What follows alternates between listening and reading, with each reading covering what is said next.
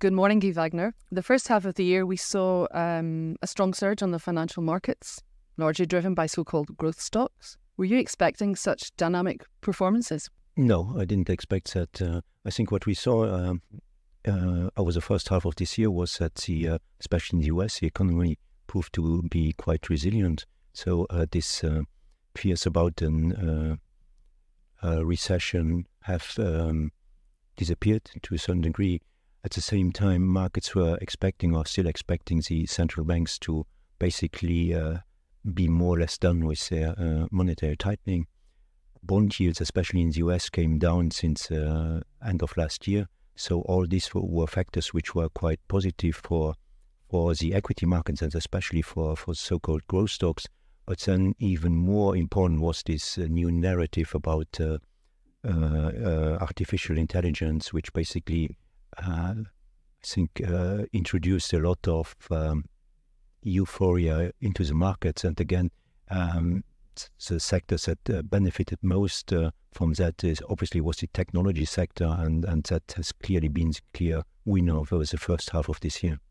And also, we noted that the rise was concentrated on a limited number of stocks that have a high weighting in the indices. Does this somehow change the picture? Yeah, I think it changes the picture in the sense that you basically have, you could say you have nearly two markets. So you have one market, especially in the in the US, with the S&P 500, which is market cap weighted. So the bigger the market capitalization of a company, the higher the weighting in the index.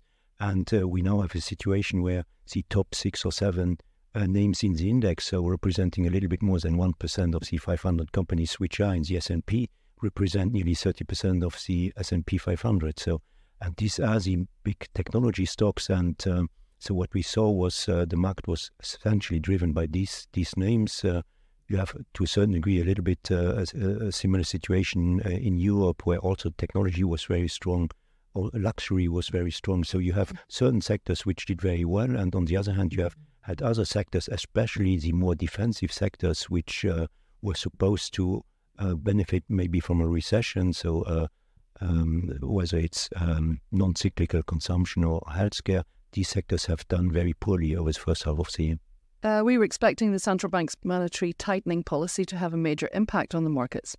How do you explain the fact that this hasn't happened? It happened to a certain degree last year when we saw markets, stock prices coming down despite company earnings increasing. So basically last year we saw a drop in valuations, which was the consequence of the increase in interest rates. But this year this was no longer the case because, first of all, I think the markets are more or less expecting central banks to be done more or less, and then even start cutting interest rates again, maybe next year. Bond yields have already come down to a certain degree, but I think another factor is that we have markets now where the capital flows are driven by passive investing, indexing, and so valuations are no longer as important. When you're an active investor, then obviously the higher the interest rates, the lower the fair value of the company. But with passive capital flows, again, valuations are not that important anymore. So do we expect this strong rally on the equity markets to come to an end? That's a difficult question. I certainly don't think that we're at the beginning of a new structural bull market, because the structural bull market, where really markets are on a rising trend over, let's say, a few years, usually the structural bull markets start when valuations are low, and when company earnings are quite low, and maybe after a recession, etc. We're not at all at this kind of situation right now. Companies' profit margins are still near their historical highs. Company earnings are still very high, and valuations are quite high. So the two factors that drive equity performance, valuations, and company earnings are not really. I don't look too good when it comes to a long-term structural bull market. On the other hand, the cyclical bull market, we had a strong rebound since October. It might continue for a few more months, that nobody basically knows. Mm-hmm. On the macroeconomic front, the global economy is still under heavy pressure, but we haven't yet entered a much feared recession. Is the recession scenario still on the cards, or are there good reasons to hope for a recovery? I think for us, a recession is still on the cards. We had strong increase in interest rates last year. We all know that debt levels are very high, so you could say logically, if you raise the cost of debt in an economy which is very much indebted, then sooner or later that should have its consequences. And I would even say that this cycle basically behaves like a normal cycle, in the sense that the first sector which was impacted by the rise in interest rates was obviously real estate, then followed by manufacturing. These sectors are already more or less in a recession. Services sector still holds up quite well, and so people still want to travel, still want to go to restaurants. So that's right now the main sector which explains why the economy, especially in the US, is still quite resilient. But sooner or later, I think, at least based on history, that's the next domino to drop, if you want. Yeah, so how do you explain the resilience of the US? I think the US is, we always say the US is mainly driven by private consumption. You had this specific situation, right, because of the pandemic, where people still earned money but couldn't spend. So they basically had some savings that have accumulated. And after the reopening of the economies, people wanted to again spend and travel and go to restaurants. So I think that's one part of the explanation. But again, that's not something that can go on forever. You already see that people are, again, very much dependent on credit card debt to continue to finance their lifestyle. And sooner or later, that will come to an end. And then you have, in contrast, Europe and China, where indicators are generally negative. So there's weakness in the manufacturing sector and a decline in services in Europe.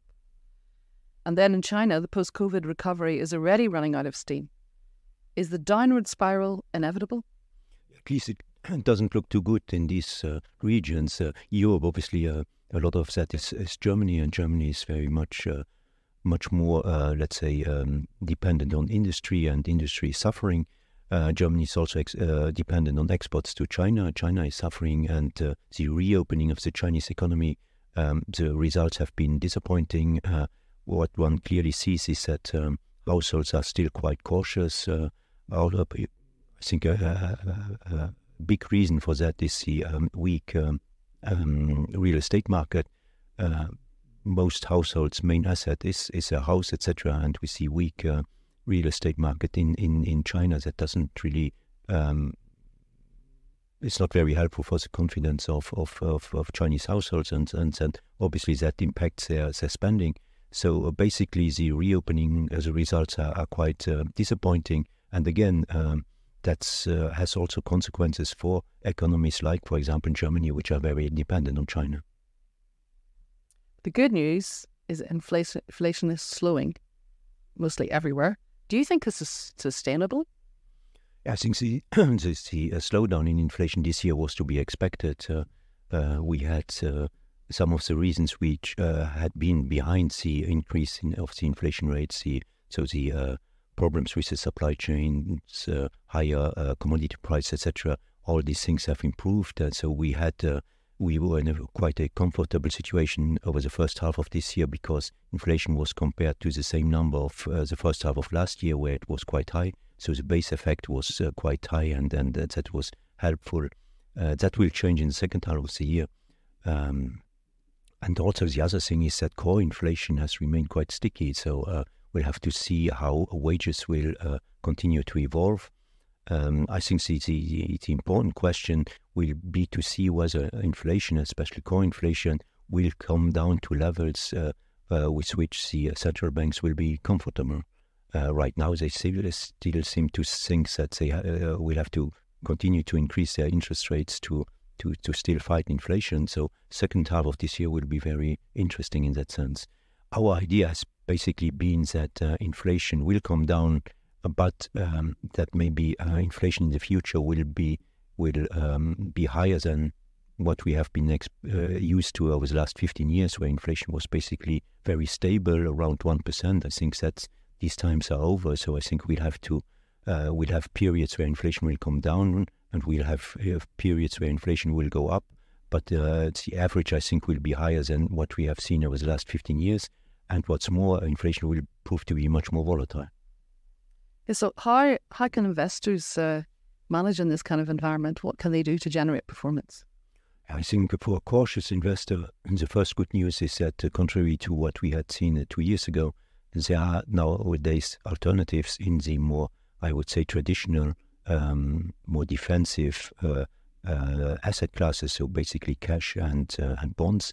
You right now, at least for the moment, you get a decent return on these investments. You never know how long that will last. Maybe next year central banks will cut interest rates again aggressively, and then the return on cash will again disappear. But for the moment, return on these asset classes is quite okay. On the other hand, we still think that as a medium to long-term investor, you need to favor equities. You need to favor real assets and not monetary assets. And we still believe in equities, or more specifically, we believe in good companies. And we still think that's over the long term, that's a better choice. But over the next 3 months, obviously, or next 6 months, if we were to go into a recession, then obviously equities might not be the best idea. Let's end with a few words about gold. On the 13th of April, gold reached an all-time high of just over $2,000 an ounce. Although the price has dropped back a little since then, the impact of both the rise in nominal interest rates and the fall in inflation has been more limited than feared. Why is this? I think that's a good point in the sense that beginning of last year, when someone would have said the Fed will aggressively raise its interest rates and the dollar last year was strong, these are normally factors which weigh on the price of gold and should have produced a lower gold price. But last year the gold price basically was stable in US dollars. It was up in euros and in yen. And this year gold has appreciated again against the dollar. So gold has been surprisingly resilient despite rising interest rates and even quite strong. And I think each time an asset behaves in a way it's not supposed to, then there might be other reasons behind its performance. And in the case of gold, I think one of the reasons is the heavy central bank gold buying. We see a lot of buying from central banks, especially from the East. I think that's one of the reasons. And the other reason is that in the end, most investors still expect that we see very high debt levels, we see rising budget deficits.